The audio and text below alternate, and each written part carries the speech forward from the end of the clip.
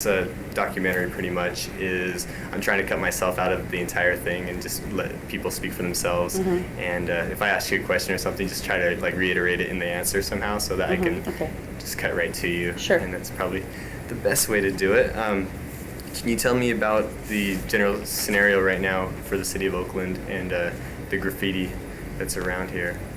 Well, the city of Oakland has a number of different approaches to graffiti. And we are looking at graffiti from many different perspectives.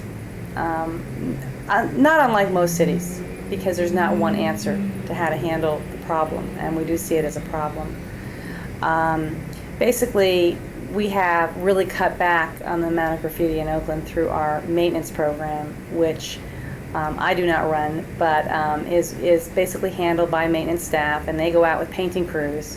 And they started at the San Leandro border a couple of years ago, and they're moving through the entire city removing graffiti. And every single day they start at the beginning of their project area, and they pick up on any areas that have been hit overnight, and they clean them off, and they move into their newer area that they've started.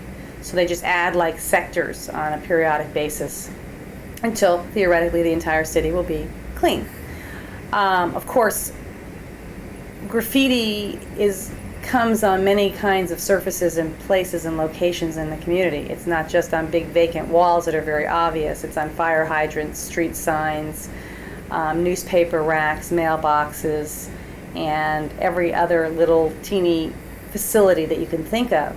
So it becomes a very complicated thing to deal with eliminating it from all those different potential locations. What I work with are preventative kinds of approaches to the graffiti problem. We work with youth. We have a youth employment program called Team Oakland, where we hire 100 youth, and they work in 15 of our neighborhood commercial districts year-round, and they do a variety of beautification projects. And they'd be more likely to be removing graffiti with graffiti removal spray from things like the news racks and the fire hydrants and the street signs versus painting it out. They don't have crews or trucks or sprayers or anything like that. But we work with them about talking to them about what is this about? How do they feel about it? Why is it happening? We try to get feedback from them and try to give them some positive experiences and positive outlets for their artistic creativity. Last year we did a few mural projects and other environmental art projects in the neighborhoods. And we will be doing more this year as part of the program. Terrific. Has the city of Oakland gone to the level of actually offering some free walls, as some other cities have, that are open to any kind of art anytime?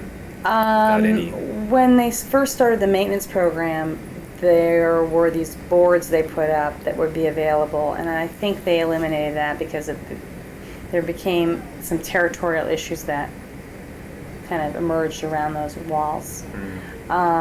We don't have any quote-unquote free walls, but there are building owners that have basically commissioned or allowed or even requested for this activity to take place.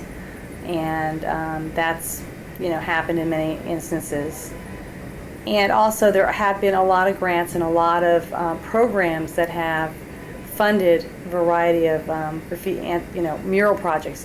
There's one right across the street from the office here that was originally in front of City Hall when it was being restored, and it's in panels, so it can be moved to different locations. And a lot of these projects have involved professional artists working with youth, or professional artists working with by themselves or with other people. So there have been a lot of opportunities developed here. Wow.